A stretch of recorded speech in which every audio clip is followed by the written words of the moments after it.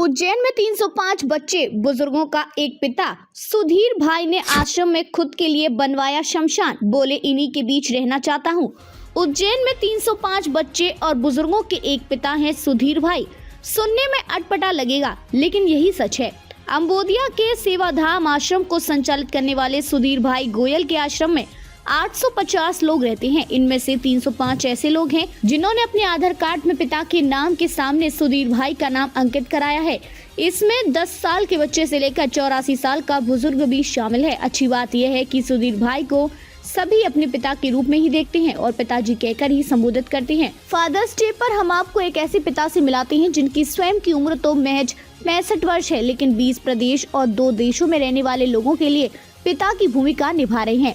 इनमें मध्य प्रदेश, उड़ीसा, असम, पश्चिम बंगाल, गोवा, जम्मू, केरल, दिल्ली, चेन्नई, आंध्र प्रदेश सहित नेपाल और बांग्लादेश शामिल है। इन लोगों ने सभी सरकारी दस्तावेजों पर भी पिता का नाम सुधीर भाई गोयल दर्ज कराया है। सेवाधाम आश्रम का संचालन करने वाले सुधीर भाई गोयल बताते हैं कि उन्होंने निस्वार्थ भाव से इस आश्रम की शुरुआत की थी। आज उनका परिवार बढ़कर 850 लोगों का हो गया है।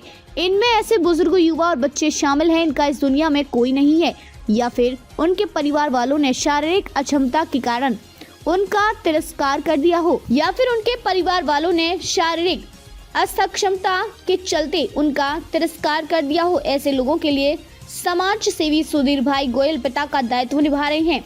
सुधीर भाई ने 84 साल के बुजुर्ग को भी अपना बेटा माना। सुधीर भाई पिता के रूप में शासकीय रिकॉर्ड में अपना नाम दर्ज कराकर मानव सेवा के अनूठे काम में करीब 35 वर्ष से सेवा कर रहे हैं। अपना पूरा जीवन बेसहारा लोगों को समर्पित करने वाले सुधीर भाई गोयल का कहना है कि वे बच्चों के साथ रहकर सेवा करने के लिए भी कृत संकल्पित हैं।